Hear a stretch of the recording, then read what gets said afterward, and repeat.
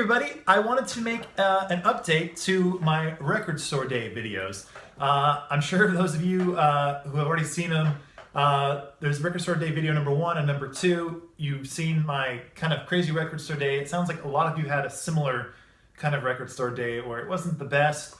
And I even had kind of a weird run-in with some dude who like reached over and took a record I wanted. Anyway, I'm not going to rehash all that. If you want to check it out, go to those videos. Record Store Day video number 2 is the one where I really give you the full scoop of what happened. But anyway, later on that day, I decided to go back to the one record store that had the line that was like wrapped around the building twice. I didn't want to wait in line. But about 1 o'clock, my brother sent me a text and said, hey, I just went to this record store and there's like no one here. It's just like a normal Saturday. And he picked up a few, and he got the Ben Folds record he wanted to get for Record Store Day. So I decided to go check it out. I think I went about 4 o'clock, walked in, it wasn't crowded at all. First thing I did was ask them if they had any more of the Beatles' Penny Lane Strawberry Fields single, and he said, no, they don't. In fact, they didn't even get any in at all. So I'm glad I didn't wait in that line because they didn't even get that shipment into their store at all. They did have a whole lot of other Record Store Day albums, which is really cool. Didn't have the Beatles one, so oh well. But I went in there looking for the Dennis Wilson album or the Elton John live album. They didn't have the Elton John live album, but they did have this, the Dennis Wilson album. And this is called Bamboo, and it's the Caribou Sessions. And Dennis Wilson was the drummer from the Beach Boys, and in like 1976 or maybe 77, he released a solo album called Pacific Ocean Blue, which I love. I think it's one of the best albums ever made by anyone. And he released it, and it kind of got, I think it sold about 200,000 copies, but it wasn't a huge monster hit. And then, tragically, he passed away in 1983 and never released another record. But he did do a bunch of sessions for another record, which are these sessions, the Bamboo Sessions. And actually, Dennis Wilson died December 28th, 1983. I was born December 28th, 1983. So I've always had this kind of like weird connection with Dennis Wilson, although I don't do drugs. And I drink a little bit, but I don't drink nearly as much as he did. Anyway, that's probably where it is as far as our similarities. But I've always kind of been fascinated with his life just because he died on the day I was born.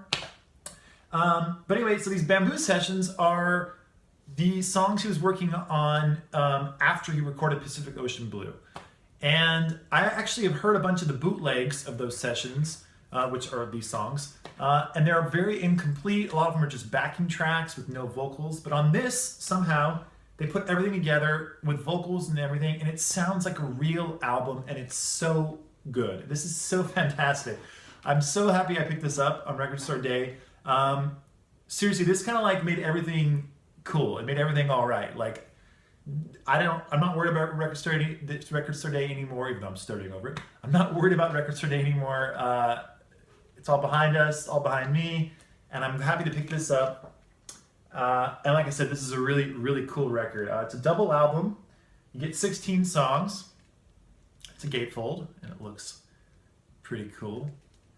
And the other cool thing is that, let's see, the packaging is just done really nicely.